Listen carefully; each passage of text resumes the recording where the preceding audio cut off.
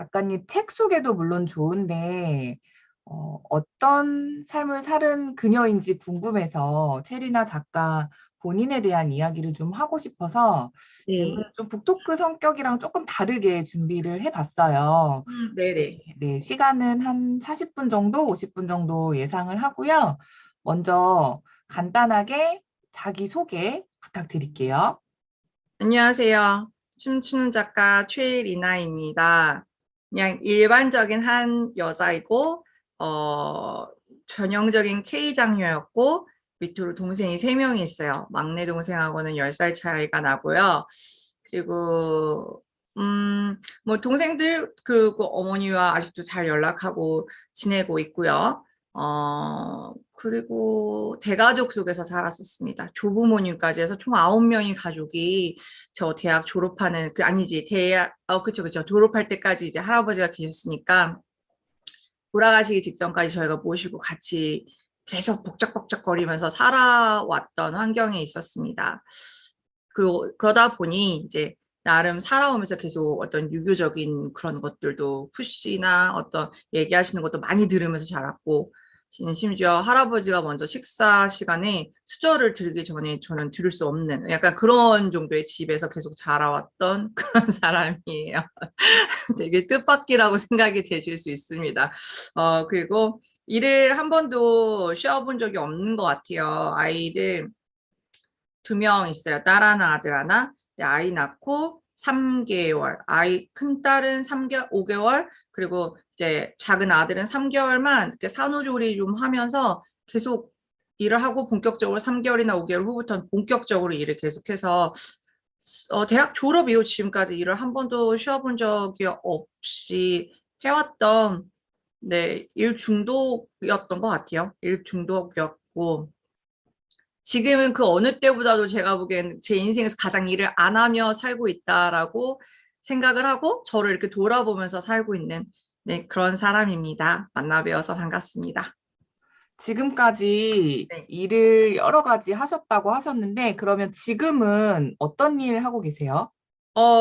현재 사실 제가 제일 정말 일 중에 사랑하는 일은 영어를 지도하는 걸 저는 굉장히 좋아해요. 영어를 엄청 좋아했고, 또 국내파예요. 제가 그냥. 그래서 저 혼자 독학을 한 그런 스킬들을 학생들에게 선생님도 어렸을 때 이랬어. 근데 이렇게 할 수 있어. 이러면서 이렇게 가르쳐주고 끌어주고, 그다음에 동기부여해주고 비전을 주는 걸 좋아하거든요. 그래서 지금 어학원에서 네, 아이들 지도하는 거를 하고 있고, 낮 시간엔, 그러니까 오전 시간엔 글을 쓰고요.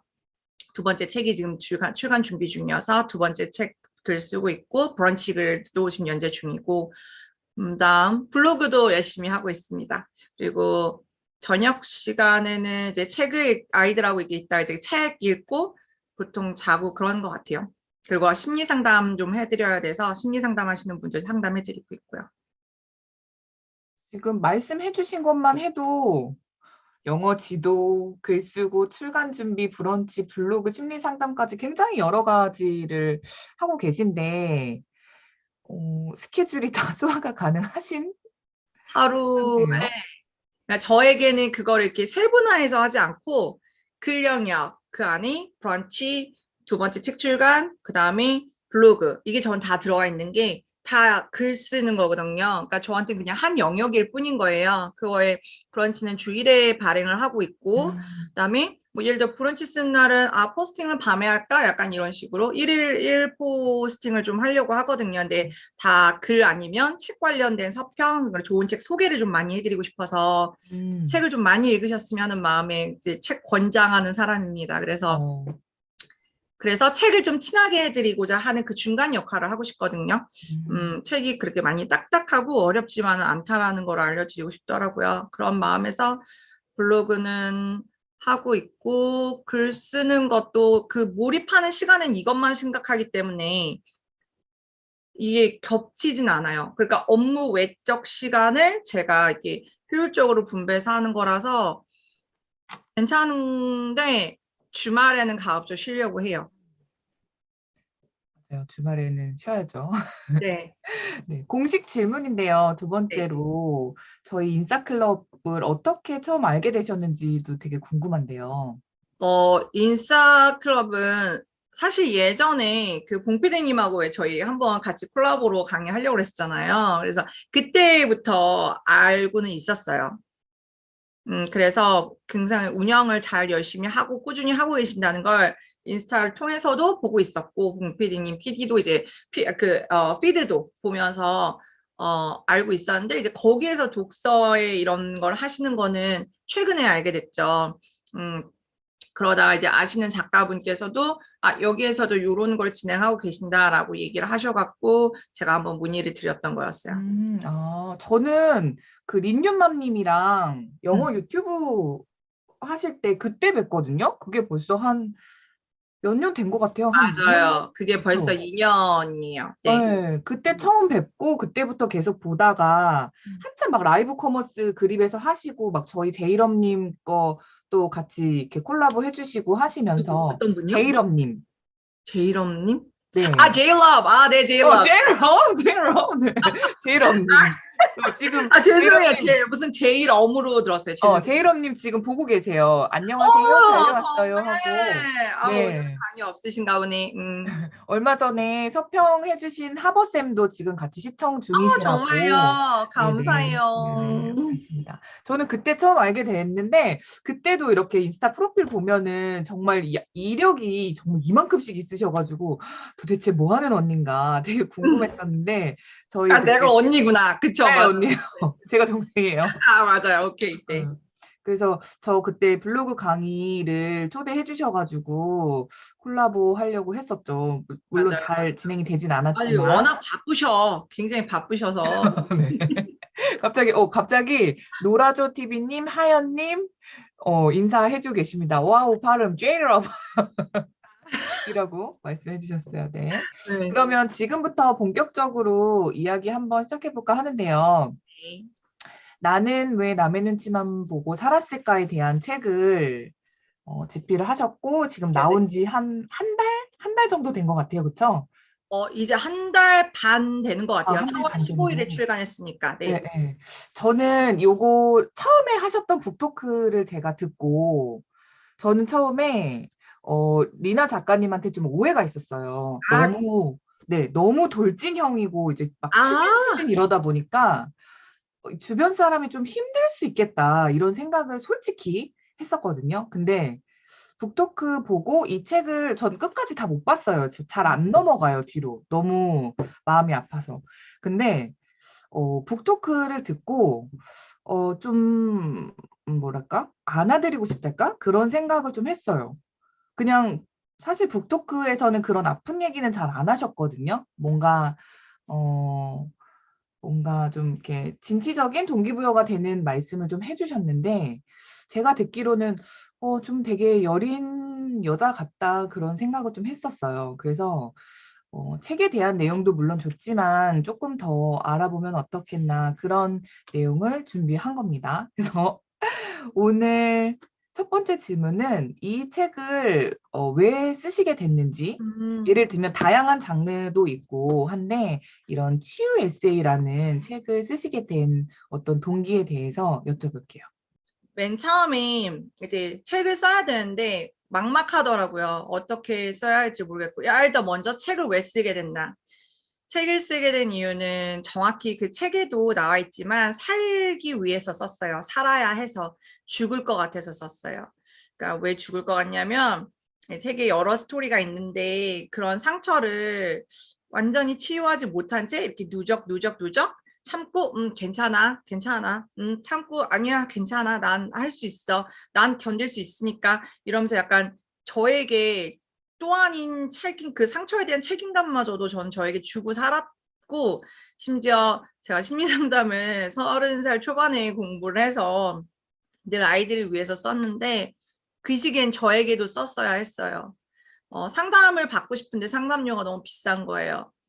그래서 알아보니까 다 10만 원, 최소 7만 원. 근데 상담을 너무 받고 싶은데 돈이 없는 거예요. 저는 지금 갚아야 될 빚이 너무 많았었고, 내가 여기서 상담받는 건 사치야 라는 생각이 드는 거예요. 나한테 돈 빌려주신 분들한테 빨리 갚아야 되는데서 진짜 미친 듯이 일만 하면서 살다가 어떻게 되게 운이 좋게 저 일하는 곳에 계신 분께서 하루는 저를 자꾸 리나 씨 제가 부탁이 있는데요 이러시는 거예요. 그 얼마 전에 상담 한번 알아봤다고 그랬잖아요. 그래서 네 근데 근데 비싸서 안 하려고요 이랬어요. 했더니 그 돈 제가 드릴 테니까 상담 받으면 안 돼요 이러시는 거예요. 그러니까 되게 좋은 지금은 엄청 그러니까 누나 동생으로 지내고 있어요. 이제 남자분이고 저보다 나이가 어리신데 저보다 지점장이셨거든요. 그분을 만난 게 전 되게 행운이었다는 생각도 들고 같이 일을 되게 잘했어요. 근데 사람이 너무 좋으셔서 이제 제가 힘든 게 많이 옆에서 보이셨나 봐요. 이분이 이렇게 얘기를 하니까 제가 그걸 안 받을 수 없다고 느끼는 게 뭔가 일을 하는데 내가 피해를 주는 건 아닌가라는 생각도 들어서 돈을 갚겠다고 얘기를 했죠. 그리고서 이제 빌려서 돈은 지금 갚고 있고요. 네, 절반 이상 갚았어요. 그리고 상담을 받기 시작을 했죠. 너무 저에겐 좋은 기회였고 그 이후로도 계속 봤는데 이제 저희 교수님께서 선생님은 책을 쓰셔야 될 것 같아요. 그러시는 거예요. 마지막 어떤 일이 터졌을 때였어요. 정말 생각 못했던 제가 다 무너져 내리는 것 같고 뭔가 내가 살아왔고 여지껏 버텨왔던 그 결혼 생활과 내 이전 과거가 수포가 되는 기분이었어요. 내가 이러려고 열심히 산 게 아닌데 뭐 이런 거 있잖아요. 제가 비누거품 그 인어공주 비누거품 되는 거 아세요? 마지막에 스토리에 음, 혼자 얘기하니까 심심하다. 저 단톡방 여기 보면서 얘기할게요. 채팅방. 인어공주 보면 인어공주가 모든 걸 감내하죠. 사랑을 위해 희생을 하고 마지막에 물거품이 돼요. 제 예전 영어 이름이 에리얼이었어요. 네, 그 인어공주의 그런 사랑과 희생이 참 아름다워 보였고 인어공주의 마음이 너무 예뻐 보였어요. 그래서 그 이름으로 대학교 때 초이스하고 계속 이제 에리얼이라는 이름으로 지냈는데 제가 딱 그 비누 거품이 되는 기분이었어요. 그래서 제 존재가 사라지는 것 같은 거예요. 그래서 그 부분에 대해서 막 이때 막 울면서 오열하면서 막 상담사님께 매달리면서 얘기했어요. 죽고 싶다고 지금. 그래서 책을 쓰시라고 하셨어요. 그래서 글을 쓰라는 거였죠, 처음엔. 네, 그래서 저에 대한 인생을 위해 글을 썼습니다. 그렇게 글을 쓰고서는 나중에 이제 다 됐을 때, 완성이 되었을 때, 얘를 출간을 하나마나에 대한 걸 갖고 좀 고민을 많이 했죠. 왜냐하면 낱낱이 저에 대해 다 썼거든요. 제 얘기를 살려고 썼으니까 저를 돌아보기 위해서는 구체적으로 썼어야 했어요. 그래서 정말 가감 없이, 일의 가감도 없이 정말 낱낱이 진짜 일기 쓰듯이 썼어요. 근데 그 쓰는 동안 굉장히 힘들었어요. 살이 5kg가 빠졌어요. 밥을 안 먹고 이런 것도 아닌데 그냥 쓰는 것 자체가 에너지가 엄청 많이 소모가 되고 제가 이제 울다가 쓰러진 적도 있고 뭐 그랬어요. 내가 정말 생각보다 많이 힘들었구나. 이거를 글을 쓰면서 알았어요. 저를 제가 이제 대면하게 된 거예요. 난 어린 시절부터 좀 많이 달랐네. 약간 이런 거. 그게 저는 그냥 당연하듯 살았었거든요. 그러다가 제 아픔들을 모아보니 약간 누가 그러시더라고요. 서평에 아픔 종합 센트 같다고 한 사람이 겪을 만한 일이 아닌 것 같다라는 말이 제일 많았거든요. 제가 느끼기에도 약간 그래서 누군가 이 중 한두 가지의 아픔은 있지 않을까. 우리가 살아가는데 겉으로 티는 안 내지만 아픈 사람이 정말 많은 걸 저는 이제 상담을 하다 보니까 알거든요. 다들 아무렇지 않은 척 살아가죠. 내 아픔을 드러내고 싶지 않고. 다른 사람도 힘들 거 뻔하니까 그래, 참으면서 그래 남들도 이럴 거야 라며 사시는 분들도 계시고 근데 그게 그렇게 당연한 건 아니거든요. 그래서 제 책을 대신 보면서 이걸로 이렇게 대리로 이 사람이 이렇게 나아가는 방향을 보면서 같이 용기 얻고 같이 마음의 치유를 얻었으면 좋겠다라는 생각에 치유라는 말을 붙였고 에세이로 선택을 한 건 사실 자기계발과 에세이 중에 되게 고민을 했어요. 저한테 이제 처음 코칭을 해주신 작가님께서는 자기계발서가 더 잘 나가니까 자기계발서로 하는 게 좋을 것 같고 본인도 거기에 전문가이시니 좋을 것 같다라고 하셨지만 저는 아직 제가 생각하기엔 좀 더 많은 글들과 이런 게 들어가야 하고 저의 취지상 제가 글을 쓴 이유는 제가 살기 위해서 썼기 때문에 에세이가 더 정확한 것 같다라고 생각을 해서 에세이로 선택을 하게 된 것입니다. 감사합니다. 그래서 제가 요거 이제 서평단 진행하면서 다른 분들이 하신 말씀이 진짜 이렇게 다 오픈을 해도 괜찮냐. 음. 많았어요, 그런 거. 그리고 이제 그 당사자들이 혹시 상처를 받지 않을까 음. 이런 얘기도 좀 많이 있었던 것 같아요. 그런 거에 대한 거는 또 극복은 잘 하신 거예요.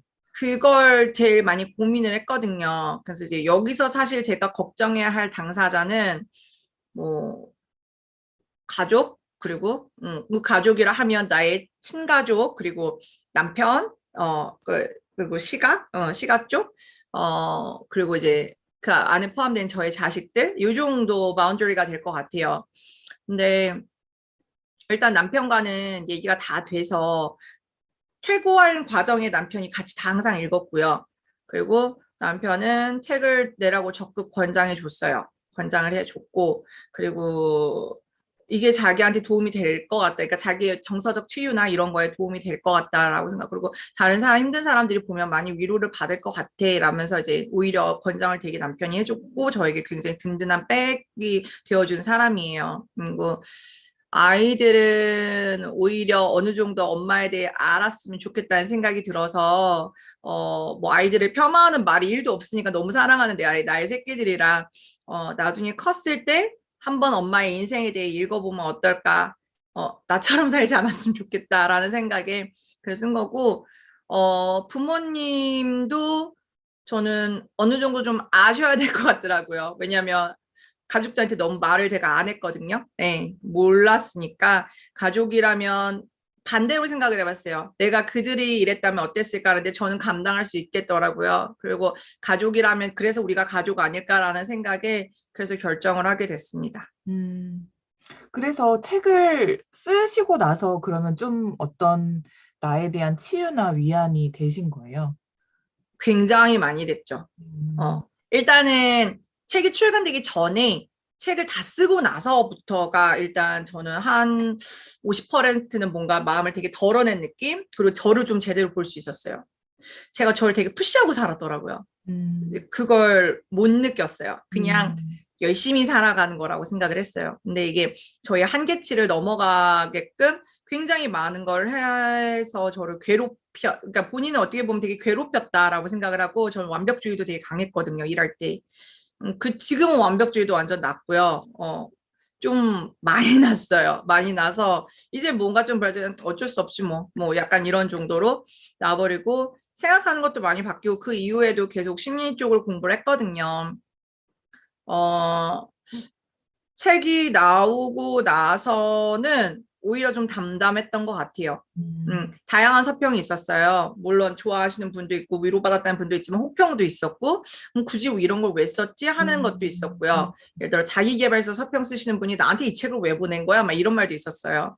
근데 뭐 표현은 자유고 그리고 누군가에게는 지금 이 책이 큰 도움이 안 될 수도 있잖아요. 그 사람은 잘 살아고 가시겠죠. 예, 그래서 별로 그런 거에 있어서 처음에는 나는 힘들게 쓴 건데 라는 생각이 들다가도 이게 좀 이해의 폭이 넓어지더라고요. 네, 그래서 지금은 대인관계라거나 뭔가를 하는데도 약간 속도 템포 조절이나 여러 가지에서도 그러니까 약간 그 붕 PD님께서 처음에 되게 돌진하는 스타일로 해서 부담스럽다. 네, 잘 보신 거예요. 과거에 제가 그랬어요. 30대하고 40대 초까지 40살, 41살까지 그랬어요. 약간 저는 진짜 약 추진력, 돌진 이런 게 엄청 센 사람이어서 그러니까 리더 자리에 있었을 때 그런 게 있었을 때 잘 따라오는 친구들도 있었지만 못 그러신 분도 있을 거 그분들에겐 되게 부담스러운 존재였을 거라고 생각이 돼요. 그래서 그건 이제 저 젊었을 때고 봉피디님하고 저하고 이제 만났을 때는 사실 그 부분이 그래도 그나마 많이 다운된 상태였던 거예요. 그런데 이제 함께 해보진 않았잖아요. 그래서 보이는 이미지로 이제 남아있겠죠. 그런 이미지가. 네. 그래서, 지금은 많이 좋아요. 일단 제 마음이 좀 편하네요. 음. 그게 좋아요. 책을 쓰시면서 객관화가 되고 스스로 위로받으셨다고 하니까 너무 또 다행이고 감사한 일인데 이건 번외인데 혹시 작가님의 MBTI 어떻게 되세요? 저 MNTJ요. ESTJ? 그래. ESTJ랑 ENTJ가 N하고 S가 왔다 갔다 하고요.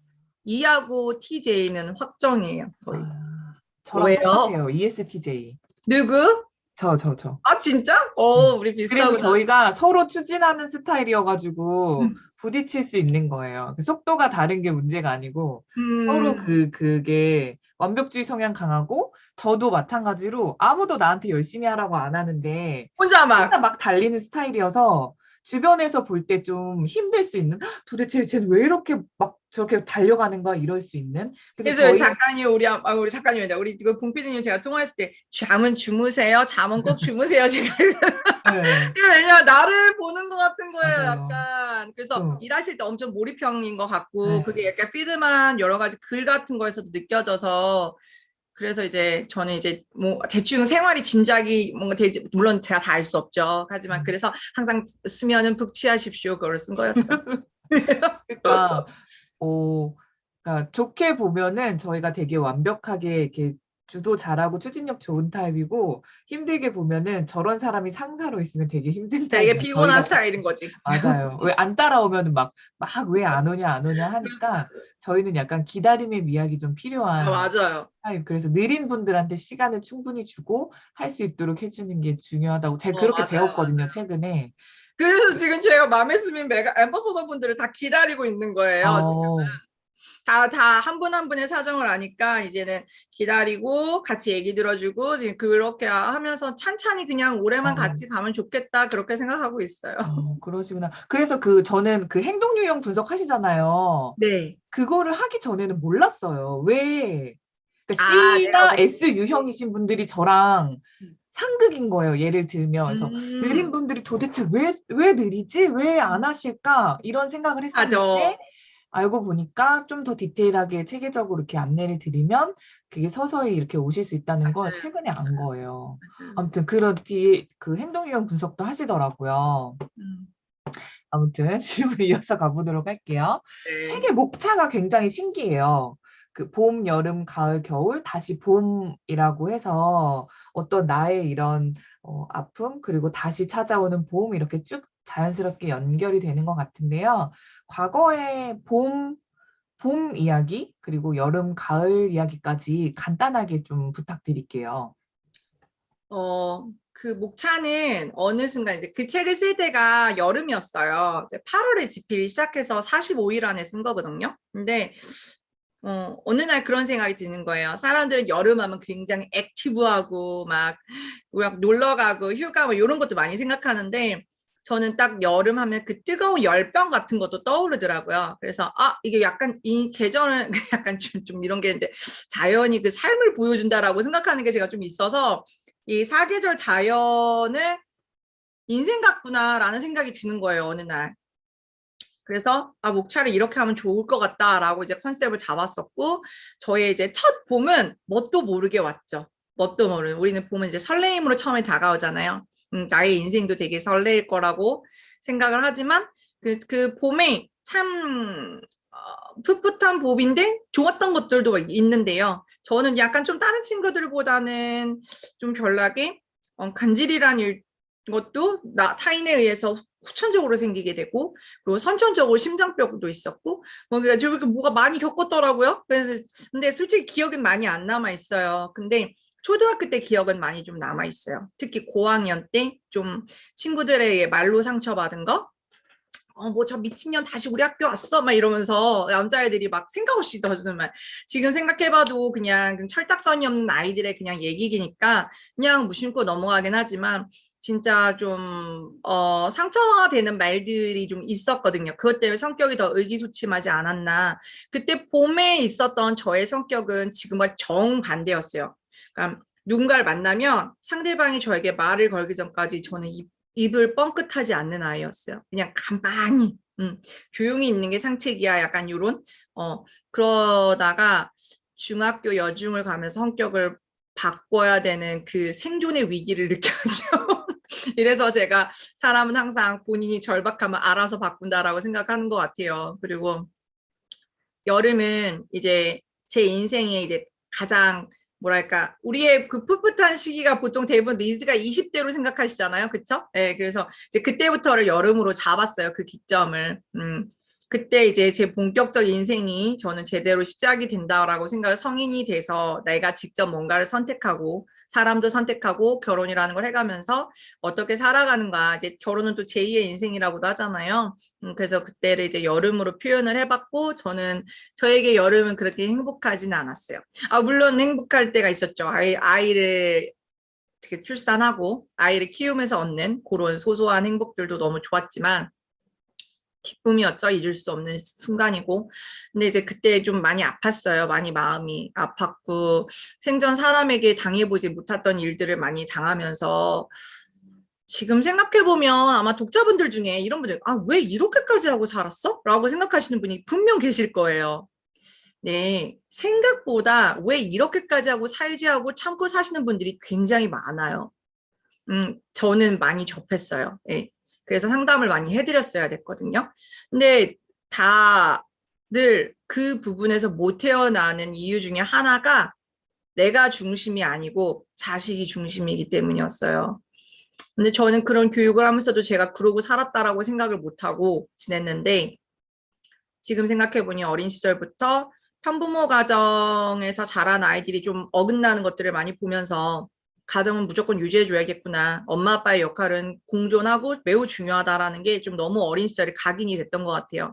제가 26살에서부터 원을 운영을 했거든요. 근데 이제 그때 이제 운영하면서 친구들 직접 터치하고 어머니들 상담도 하면서 어린 시절에 그게 너무 각인이 됐던 것 같아요. 그래서 좀 아집을 부렸던 게 아닌가라는 생각이 들고요. 그리고 이제 좀 정말 쉽게 느낄 수 없는 재혼 후 막 엄청난 혼란과 일들이 오죠. 막 뭐 친아빠가 아이를 납치해가고, 이거 근데 생각보다 많아요. 저 변호사님 통해서 들었어요. 되게 공동친권을 했을 때 문제 생기는 게 너무 많은데 그중에 내가 아이 납치라고 그러셨어요. 그래서 생각보다 많답니다. 지금은 아마 이혼을 하시면은 한부모 친권으로 바뀌었을 거예요. 왜냐하면 그게 그 아이 납치 사건이 많이 일어나서 그런 거거든요. 그때 하여간 저는 그 시기가 있었어요. 변경되기 전. 그때 형사님이 한 말을 아직도 잊을 수 없어요. 도와줄 수 있는 게 없어서 죄송하다고. 왜냐하면 전부 무혐의는 뭐커녕 법원에도 안 가고 형사 조사 왔다가 친아빠가 시킨 거예요 하니까 그냥 다 풀려났어요. 그때 진짜 약간 제가 돌았었어요. 정말 억울하고 분하고 아이가 너무 걱정되고 이 나라의 말도 안 되는 현실에 너무 분해서 약간 미쳤었어요. 그때 저는 약간 미쳐 살았던 것 같아요. 잠시. 그런 일도 겪고 하다 보니 제 멘탈이 정상이 아니었겠죠. 근데 저 그 와중에도 일하고 있었거든요. 그리고 일하는 곳에선 몰랐어요. 제가 그런 일이 있는지를 전혀. 나중에 일하시는 곳에 저보다 높은 상사셨던 분이 책을 읽고 연락이 왔어요. 몰라서 미안하다고. 그 와중에도 그렇게 일한 줄 몰랐다. 그래서 약간 저는 이렇게 일을 버팀목으로 살았던 것 같아요. 그거라도 해서 주변에 뭔가 제가 소득도 벌고 인정을 받고 능력적으로 그러다 보니까 그게 저를 약간 그나마 버틸 수 있게 해줬던 것 같은데 이제 그게 문제였던 거죠. 그래서 진짜 문제가 그거라는 걸 이제 찾아내기 시작하면서 저의 이제 인생 이제 가을이 되면 이제 추수를 맺잖아요. 그쵸? 그래서 제 인생에서의 하나의 추수를 맺는 기간이 시작이 되고 그리고 이제 또 혹독한 겨울기를 하다가 이제 진짜 봄을 맞이하게 됩니다. 알겠습니다. 혹시 아이, 하연님께서 네. 아기들 지금 몇 살이냐고. 첫째가 11살, 둘째가 8살이에요. 둘이신 건 거죠? 네. 네, 그리고 그 일을 당한 거는 첫째 아이예요. 알겠습니다. 그래서 저는 지금 작가님 하신 말씀 중에 기억나는 게 책에서 이런 말씀 하셨잖아요. 음. 누구나 저마다 가진 아픔이 있는데 그거를 겉으로 어떻게 얼만큼 표현하느냐의 차이지 각자의 아픔은 다 있다. 그럼요. 그런 말씀이 지금 생각이 나네요. 그래서 네. 지금 다시 지금 봄이 왔다고 말씀하셨는데 지금 작가님이 현재 삶을 대하는 어떤 자세랄까? 아니면 가치관 같은 것들이 좀 궁금한데요. 사실 엊그제 어떤 대학생 분께서 이메일이 왔어요. 독자셔서 책을 봤는데 그 작가님에게 몇 가지 인터뷰를 하고 싶다. 제가 대학 그 과제에서 발췌로 해서 내고 싶다 그러시더라고요.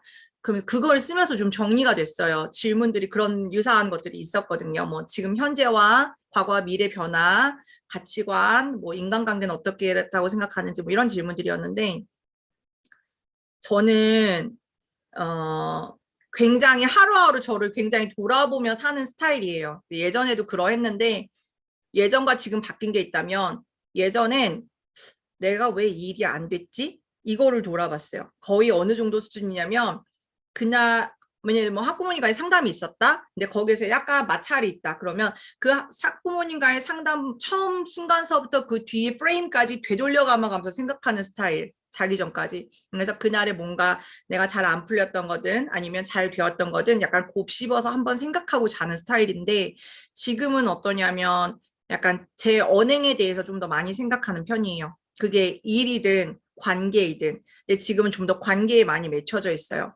예를 들어 우리가 무수히 많은 단톡방이 있잖아요. 이 톡이라는 것이 나의 어떤 말하는 톤이라든가 얼굴 표정을 전달해 주는 게 아니다 보니까 그냥 그 올려져 있는 온라인의 글이나 어떤 댓글 정도로 내 마음을 다 표현할 수는 없잖아요.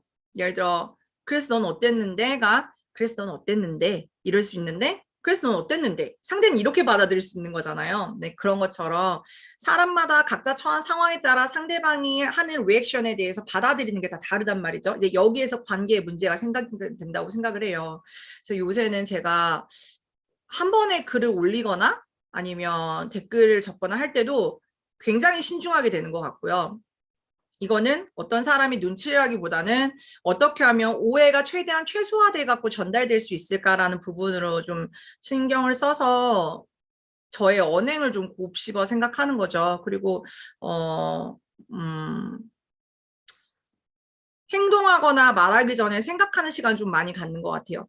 예전에는 굉장히 즉각적으로 많이 나갔었는데 지금은 조금 누군가에게도 전화해서 뭔가를 얘기하기 전에 그게 하루는 이틀들 충분한 시간이 조금 필요하다고 느껴지면 행동을 하지 않고 좀 생각을 정리한 다음 상대방이 충분한 통화할 수 있는 여유가 되는지를 알아보고 그리고 통화를 하면서 이렇게 풀어가고 약간 그런 식으로 좀 뭐랄까 대하는 데 여유가 생겼다고 해야 되나요? 그냥 오히려 좀 약간 그 텀을 두려고 해요.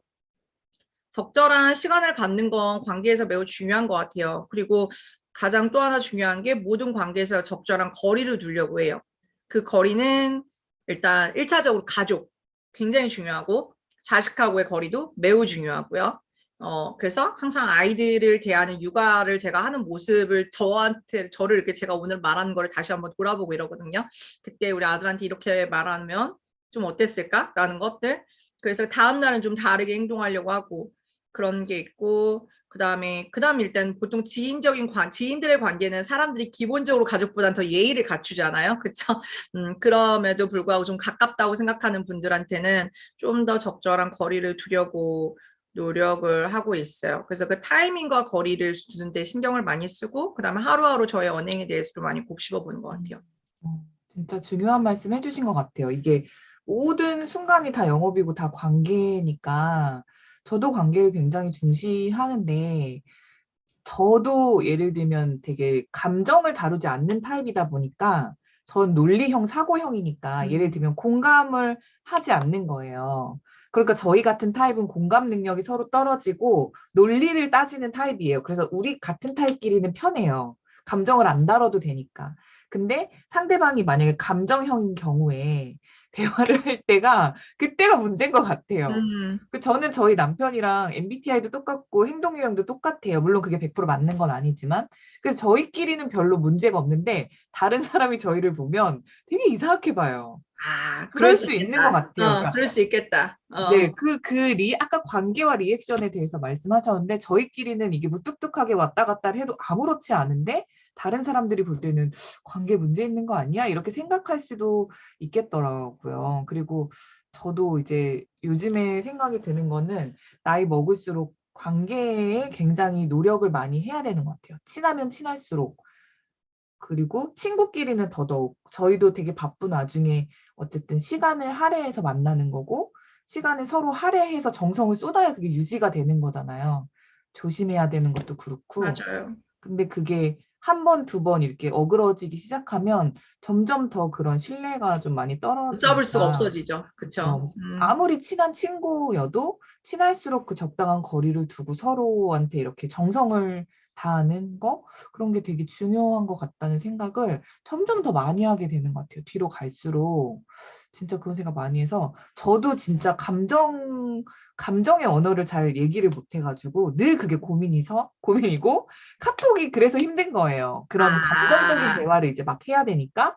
그래서 저는 그런 게 늘 고민이었어요. 근데 지금은 조금 괜찮아지긴 했는데 지금 하연님께서도 텍스트 오해가 있을 것 같다고 가끔 되게 오해하시는 많지 않나요, 여러분? 말씀하시는데 아마 네. 하연님도 감정형이 아니실 거예요.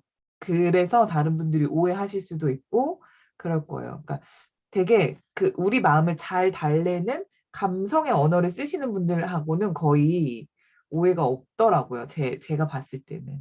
네, 저는 오히려 예전에 되게 감정형이었어요. 엄청, 오, 엄청 감정형인데, 지금 이게 저를 바꾼 거거든요, 오히려. 음, 너무 감정형이다. 그러니까 저는 공감이 너무 깊게 됐었어요. 그러니까, 어, 주변 사람도 그런 사람들이 되게 많았던 거죠. 왜냐면 이제 공감이 잘 되니까, 헐, 막 얘기도 잘 들어주고, 맞아, 네네. 맞아. 근데 이제 이게 또 이제 자칫 잘못 가면, 오버가 되면, 공감에서 좀 더 지나쳐서 오지라퍼가 될 수도 있어요. 그러니까 이게 공감이 아니고 감정이 너무 깊게 들어가면 또 그 또한 문제가 맞아. 되더라고요. 그래서 전 지금 저를 바꾼 거예요, 지금. 그래서 최근에 MBTI 했을 때 ENTJ가 된 거예요. 어, 그래서 그걸 보면서 제가 아까 전에 저 S랑 N이 왔다 갔다 해요 그러셨잖아요. 그 말씀드렸잖아요. 그래서 약간 그걸 되게 조율을 하려고 노력하고 특히나 저는 심리 상담을 하기 때문에 들으면서도 공감을 해드려야 되는 음, 상황이고 그게 이해가 저는 돼요. 왜냐면 전에 유사 사례들이 저도 있다 보니까 그래서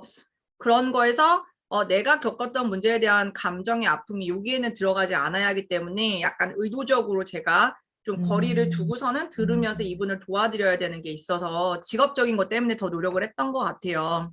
맞아. 그 선을 지키는 게 진짜 중요한 거. 어려워요. 많이 어려워요. 이게 인간이라 어려운데 뭐 그러면서 이제 발전해 가는 거고 너무 그 방금 친구 얘기하셨잖아요. 제가 진짜 감사한 게 책을 출간하기 좀 전이었어요. 출간할 때쯤 그 책 속에 등장하는 제 베프 얘기가 있어요. 넌 나쁜 엄마야라고 말해서 이제 서로 인연을 끊게 된 그 친구한테 연락이 왔어요. 음, 저 깜짝 놀랐어요. 왜냐면 연락 안 올 줄 알았어요. 그래서 전혀 잊고 있었고, 그래서 폰 번호도 다 지웠었거든요. 카톡이 어느 날 왔는데, 나 누군데 기억하니? 이러면서 온 거였는데, 당연히 기억하죠. 그래서 얼마 전에 만났어요. 오, 진짜요? 제가 사실 바로 답을 못 하겠는 거예요. 왜냐면 너무 어, 일단 첫 번째 어, 당황스러웠고, 연락이 뭐 안 올 거, 그렇게 헤어지니까 이제 안 올 어, 거라고 생각을 한 거죠. 연락 준 게 너무 고마운데 저에게 이제 그조차도 되게 처음엔 일방적이어서 좀 당혹스러웠어요. 이걸 어떤 어떻게 느낌인지 알 받아들여야 것 되지? 같아요. 이렇게 이렇게 감정이 이렇게 훅 갑자기 오니까 제가 이걸 어떻게 받아들여서 이렇게 받아들이는데 제가 한 달 반이 넘게 걸리는 거예요. 그러다가 이제 연락을 했죠. 그리고 책 얘기를 했어요. 여기에 네 얘기가 있다. 그래서 사실 너에게 연락이 안 올 줄 알았고 진짜 나에 있는 그대로 썼기 때문에 미안하지만 수정도 안 되고 근데 아니는 상관없다 해서 친구가 책을 다 사서 봤더라고요. 나중에 뭐 있는 그대로 썼니 그러는 거예요. 그러고서 날 만나준데 울면서 미안하다고 그러더라고요. 그게 너무 마음에 남아서 사실 그 전부터 저한테 연락을 하고 싶었는데 시간이 필요할 거라고 느꼈다고. 그래서 친구가 집 근처로 와줘서 서로 얘기하고 이제 조만간 다 같이 만나기로 해서 너무 행복해요. 너무 잘 됐네요, 네, 진짜로. 정말 정말 감사한 것 같아요. 진짜. 책이 그런 힘이 있네요, 또. 그죠? 그게 또 책 출간 전이었기 때문에 아마 이거는 그럴 인연이 아니었나. 그래서 음, 내가 친구들과 옛 추억이 허망한 건 아니었구나라는 생각이 들면서 되게 행복하더라고요. 그래서 어, 되게 감사했어요, 친구한테. 진짜 그러셨겠어요. 앞으로는 계속 이제 손절 않고 친하게 지내셨으면.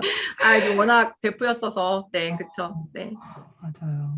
근데 아까 그 말씀 중요한 것 같아요. 친할수록 우리가 서로를 안다라고 생각을 하는 순간 너무 상대에게 깊숙이 들어가 버리는데 저는 그 선을 더 지켜야 될 것 같다는 생각이 들어요. 맞아요. 감사합니다. 그래서 벌써 한 시간이 다 되어 가는데요. 네네. 마지막으로는 이제 작가님이 치유라는 말씀을 하셨는데 이런 위로를 받고 싶은 분들께 혹은 지금 좀 어려운 상황이 있으신 분들께 해드리고 싶은 말을 좀 해주시면 좋을 것 같고요. 제가 비디오 끄고 있을 테니까 최대한 하시고 싶은 말씀 실컷 양껏 하시면 될 것 같습니다. 네, 감사합니다. 생각보다 여러분, 저는 한국에서 사는 모든 한국 사람들이 굉장히 열심히 산다라고 생각을 해요.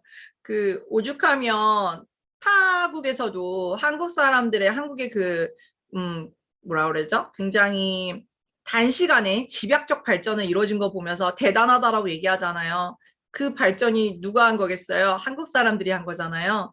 우리네 부모님, 우리의 모습, 그리고 이제 앞으로의 우리의 자녀가 다 그런 모습을 띠고 살기에 왠지 우린 열심히 안 살면 큰일 날 것 같아요. 그쵸? 남들보다 도태되는 것 같고, 이렇게 살면 안 될 것 같고, 그런 불안감에 살고 있지 않나. 저는 그랬습니다. 네. 그래서 전 되게 열심히 살았거든요. 근데 열심히 사는 거 하고, 중간중간 나의 마음을 돌아보면서 사는 거는 좀 다른 개념인 것 같아요.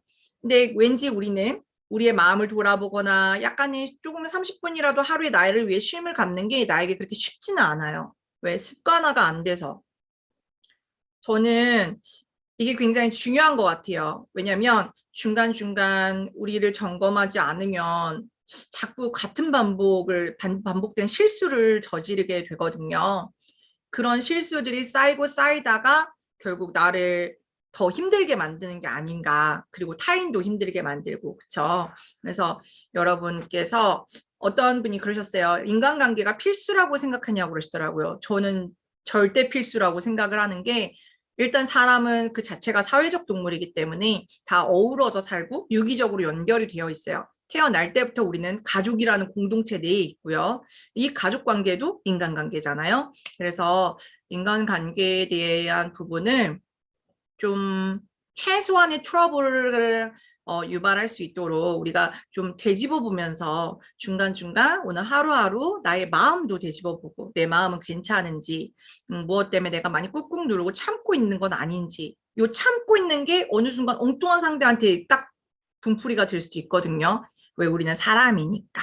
그래서 우리는 사람이기에 많은 부분들이 보완도 되고 아픈 부분은 치유도 되어야 되고 그렇게 하면서 성숙하게 성장해야 하는 게 아닌가라는 생각이 들어요. 돈만 잘 벌고 능력적으로 잘하는 것보다도 네, 정신적으로, 내적, 내면적으로 훨씬 더 성숙해져서 한 단계 한 단계 올라가는 그런 사람이 된다면 여러분이 원하시는 것들을 좀 더 즐겁게 이룰 수 있지 않을까 싶습니다. 그래서 저는 지금 맘에스민 단톡방뿐만 아니라 치유 독서방을 운영을 하고 있어요. 그래서 마음이 아프신 분들은 언제든 오시면 함께 책을 하나를 굉장히 단단하게 곱씹어 가면서 나와 함께 내 안의 자아를 만나는 시간을 갖고 있거든요, 저희는. 그래서 그 과정이 꼭꼭 필요하기 때문에 그 중요성을 조금 알아주시면 좋겠다라는 생각이 듭니다. 굳이 뭐 저랑 안 하셔도 상관은 없어요. 혼자 하셔도 괜찮고 그냥 나를 좀 많이 보듬어야겠다. 요게 좀 포인트입니다. 네, 그거를 아시면서 가셨으면 좋겠고 그런 바람으로 치유 에세이라고 냈습니다. 도움이 되셨길 바랍니다. 그러면은 여기 마지막 겨울 4장에서요. 네. 이런 얘기가 나와요. 내 인생의 영순이는 바로 나. 라고 해서 이제 나한테 집중하고 나의 내면을 알아가는 거에 대한 중요성 말씀하신 것 같은데, 네. 현실적으로 책에 쓰여져 있는 어떤 내가 나에게 집중할 수 있는 방법을 몇 가지만 소개해 주실 수 아, 있을까요? 좋죠. 일단 아침 시간, 그러니까 시간이 밤이든 아침이든 그건 자기 스타일. 네, 밤형도 있고 아침형도 있으니까 전 예전에 올빼미였고 이제 올해서부터 완전히 아침형으로 바뀌었거든요. 저로 따진다면 저는 아침 시간에 저만의 시간을 꼭 가져요. 일단 제가 좋아하는 클래식이나 재즈를 아침에 틀어놓고 그다음에 독서를 한다거나 아니면 가만히 좀 생각을 정리하는 시간을 글로 저는 글을 쓰면서 생각을 정리하거든요. 그래서 누구에게 보여주는 글이 아닌 나를 위한 글을 써요, 저는. 그래서 그런 걸로 해서 제 마음이라든가 요새 생활, 내가 무엇을 좀 지금 가장 걱정하고 있지? 내 속을 가장 시끌시끌하게 하는 게 뭐지? 약간 이런 걸 좀 적어 나가는 스타일이에요. 그러면서 정리가 되더라고요. 그러면 일단 기분이 좋아지니까 아침서부터 이제 가족들이라든가 누구를 만날 때도 좀 좋은 에너지로 만날 수가 있어요. 근데 내 안이 시끌시끌하면 이걸 갖고선 누군가를 대하기 때문에 자연히 그 분위기는 나오는 것 같아요. 그래서 이런 것들을 좀 하고 있고요. 그다음 또 하나, 산책을 꼭 합니다. 매일 하고 싶은데 저도 육아를 하면서 일하는 워킹맘이다 보니까 매일은 조금 힘들고 이틀이나 3일에 한 번은 꼭 하려고 하고, 그리고 주말에는 꼭 화창할 때 꼭 가족들과 나가서 햇빛 쏘면서 날씨 좋을 땐 무조건 나가요. 왜냐하면 햇빛이 주는 영향이 굉장히 좋거든요. 그래서 그 볕을 쬐면서 좋은 에너지를 좀 흡수하는 것을 꼭 하고 있어요. 그래서 명상도 추천하고, 그다음에 글 쓰는 거, 나를 위한 글을 어떻게 써야 될지 모르겠다. 저도 글쓰기 안 배웠거든요. 네, 그냥 내 생각을 적는 거예요. 누가 본다라는 생각, 꼭 누구한테 안 보여줘도 되니까 이런 글쓰기도 좋고요. 그다음에 저는 독서 중에서 이제 명상이라든가 내면에 대한 굉장히 심리학 독서 좋은 책들이 많아요. 원하시면 추천을 해드릴 수도 있어요. 그런 책들 읽어보시면서 나에 대해 퀘스천을 계속 던져보는 거죠. 질문을. 나는 지금 괜찮은 건지, 나는 어린 시절에 힘든 거 없었나, 아직까지 나를 올가매고 있는 건 없나, 그런 것들. 나는 누구에게 이런 말을 들을 때 꼭 화가 나더라, 이런 거 있잖아요. 그 포인트가 사람마다 있어요. 네, 그를 분노가 터지는 감정 포인트라고 얘기를 하는데, 그 감정 포인트가 저는 억울함이었어요. 난 이렇지 않은데 왜 이렇게 하지? 그 억울한 게 너무 싫더라고요. 네, 그런 사람 게 사람마다 다 있으니 그런 것도 생각을 해보시면 나에 대해 좀 이렇게 알아갈수록 대처하는 방식도 현명하게 바뀌는 것 같아요. 그런 것도 하시면 좋을 것 같고, 그다음에 충분한 최소 6시간의 수면은 꼭 취하시라고 권하고 싶습니다. 왜냐하면 잠을 충분히 못 자면 예민해집니다. 네. 그래서 이런 것들을 작가님 책에는 마음 근육을 단단히 하는 것, 그리고 있는 그대로의 나를 사랑하는 묘약, 그리고 내 삶에 대한 최소한의 예의라는 이런 꼭지들로 표현해주고 계세요. 이거 아니더라도 작가님이 지금 내 마음을 훈련하기 위해서 했던 그런 현실적인 방법들에 대해서도 나와 있는 것 같습니다. 그래서 231페이지, 지금 혹시 책 있으세요? 네, 있습니다. 231페이지에 네. 요거 잠깐 읽어주시면 너무 좋을 것 같은데. 231페이지요. 네, 네. 231페이지에 작가님께서 직접 읽어주시는 이 책의 부분은 또 처음이실 아, 거예요. 그렇죠? 이거 잠깐 읽어주시면 어떨까요? 네, 좋아. 저 이거 2번 보고 2번 다 울었거든요. 저기 눈물도 많아서. 요 아래 부분 내 삶은 거기서부터. 네. 음, 사는 게 너무 힘들었을 때 우연히 드라마 눈이 부시게를 보게 되었다. 이 장면을 몇 번이나 반복해서 봤는지 모르겠다. 내 삶은 때론 불행했고 때론 행복했습니다. 삶이 한낱 꿈에 불과하다지만 그럼에도 살아서 좋았습니다. 새벽에 쨍한 차가운 공기, 꽃이 피기 전 부는 달큰한 바람, 해질 무렵 물어나는 노을의 냄새. 어느 하루 눈부시지 않은 날이 없었습니다.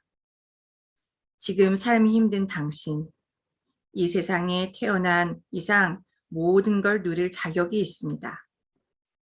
대단하지 않은 하루가 지나고 또 별거 아닌 하루가 온다 해도 인생은 살 가치가 있습니다. 후회만 가득한 과거와 불안하기만 한 미래 때문에 지금을 망치지 마세요. 너무 울컥울컥 하는 것 같아요. 이 부분 있죠? 뒤에 또 있어요. 있어요? 네. 네. 오늘을 살아가세요. 눈이 부시게. 당신은 그럴 자격이 있습니다. 누군가의 엄마였고, 누이였고, 딸이었고, 그리고 나였을 그대에게.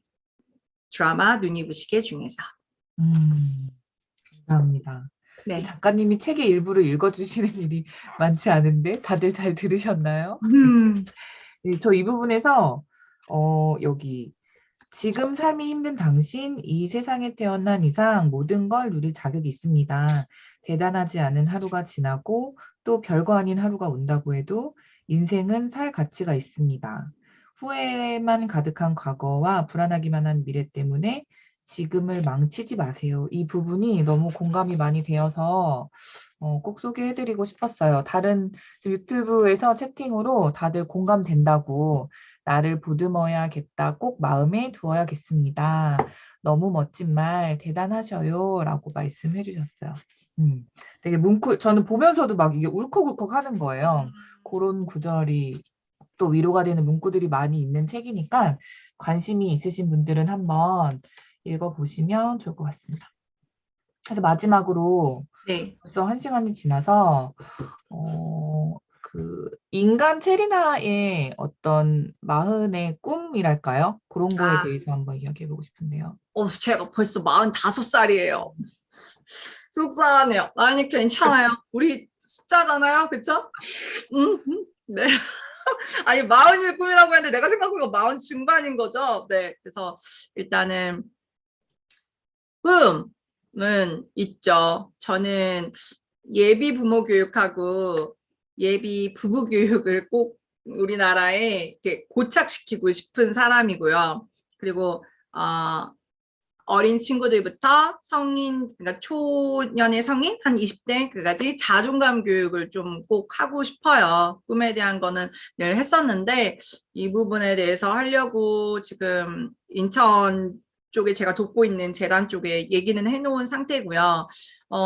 작게라도 뭔가 뭐랄까 이걸로 저는 진짜 수익을 하고 싶다 이런 건 아니고 좀 준비가 안 된 부부가 많다고 저는 생각되거든요. 그러니까 우리나라가 이혼율 1위겠죠. 내가 꿈꾼 결혼 생활이 있겠지. 근데 이제 거기에서 자꾸 어긋나고 힘드니까 하는데 서로가 좀 조율을 하고 그러면 이제 우리가 꿈꾼 결혼 생활은 올바른 결혼 생활이었나? 약간 이런 거. 그리고 우리 애 키우면서 너무 힘들잖아요. 전 아직도 육아가 제일 힘들거든요.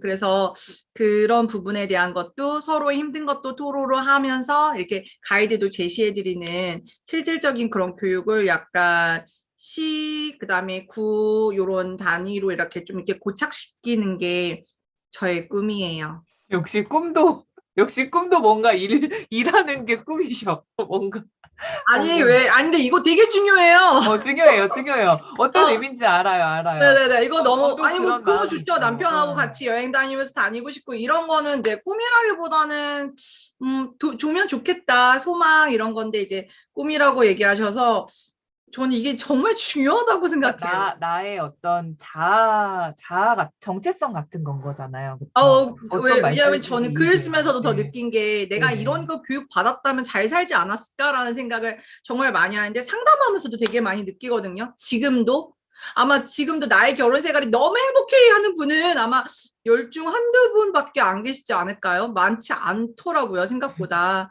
다 갈등이 있는데 그 갈등을 어떻게 풀어나가느냐 이제 그런 것들 그래서 참 많이 돕고 싶은데 이게 네 그러려면 이제 시스템화돼서 진짜 잘 찐교육이 잘 돼갖고 이제 결혼을 빨리 뭐 그런 분들 되게 많으세요. 나이가 때가 돼서나 아니면 도피를 하기 위해 결혼하시는 분들 되게 많아요. 이러다 아빠로부터 이제 벗어나기 위해서 맞아. 여자분들은 우리 아빠 야 여자가 독립은 무슨 독립이야 결혼이 독립이야 막 이런 말 듣고 살았어요. 그래서 진짜 저희 딸 셋은 다 결혼이 독립이 돼버렸거든요. 근데 전 그건 좀 아닌 것 같아요. 그래서 약간 그런 것들 좀 준비가 돼서 결혼은 게 어떤 도피처나 나의 독립의 하나의 원인이 아닌 진짜 이 사람과 어떤 삶을 살아가느냐를 해보다 보면 정말 좋은 결혼 생활을 할 수 있지 않을까 행복한 그럼 그런 행복함이 자녀한테도 갈 거 아니에요? 음. 쑥쑥쌤님께서 회사에서 울고 계시다고. 음, 좀 좋아. 하연님께서는 작가님 그렇게 안 보이신대요. 나이가 어려 보이시다고 아우 말씀하시네요. 사랑해요.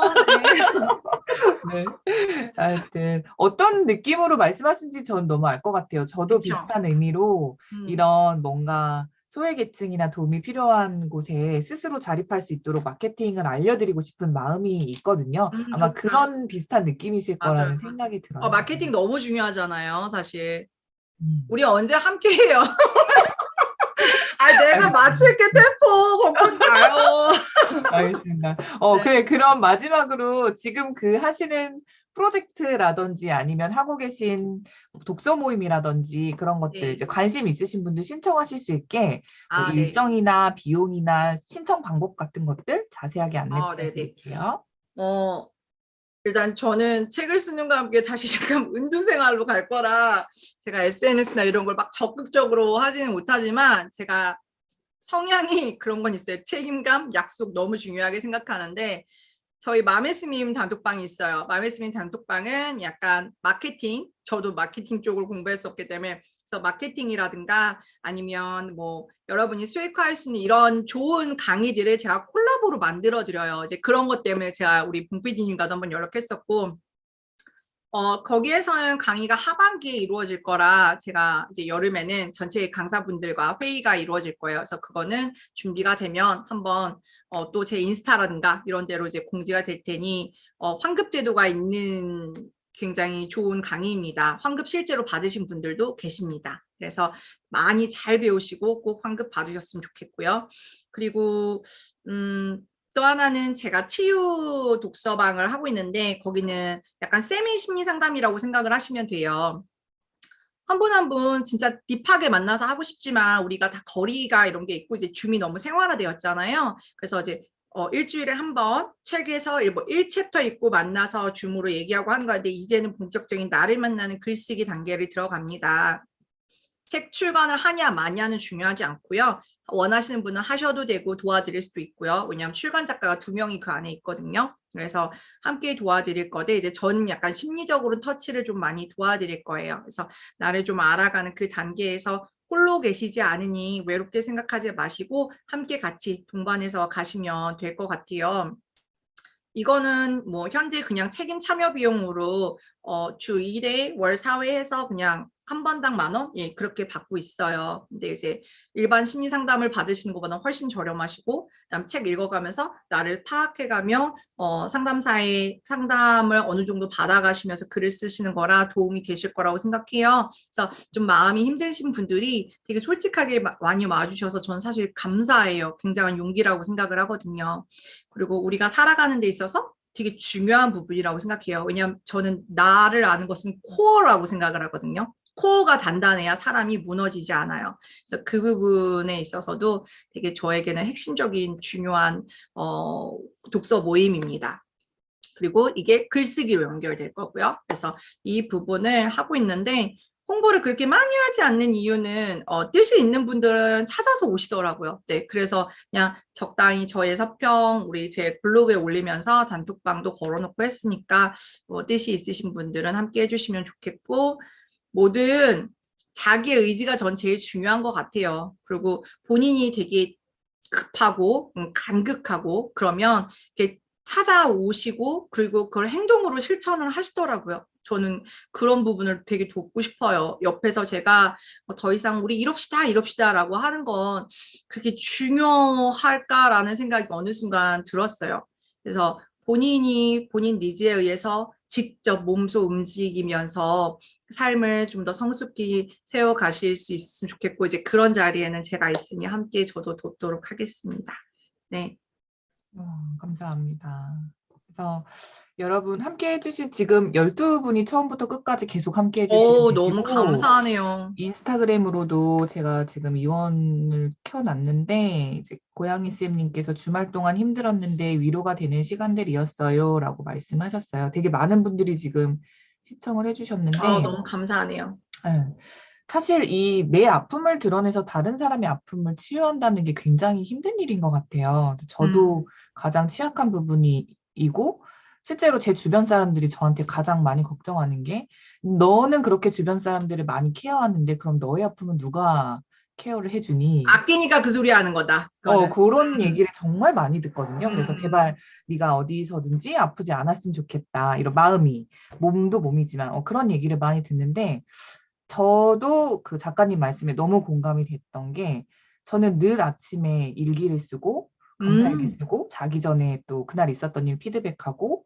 주간, 월간, 연간을 셀프로 하거든요. 그러면 내가 잘한 거, 못한 거, 아쉬웠던 거 다 객관화돼서 기록으로 볼 수 있잖아요.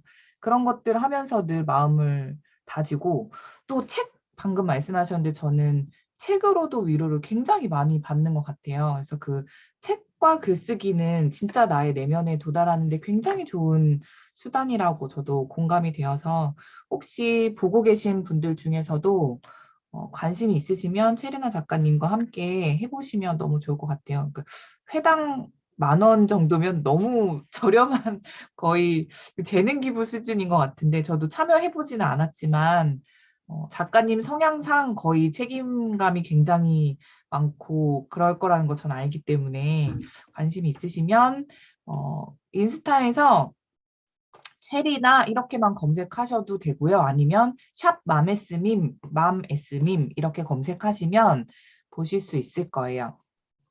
그리고 마지막으로 여러분의 어떤 봄, 여름, 가을, 겨울, 그리고 다시 봄, 그리고 마음 근육을 단단하기 위해서 해야 할 것들, 그리고 내 삶에 대한 최소한의 예의, 그리고 있는 그대로의 나를 사랑하는 묘약 같은 그런 내용들이 이 책에 나와 있습니다. 관심이 있으신 분들은 나는 왜 남의 눈치만 보고 살았을까라는 책에서 보시고 함께 위로 받으시길 바라고요.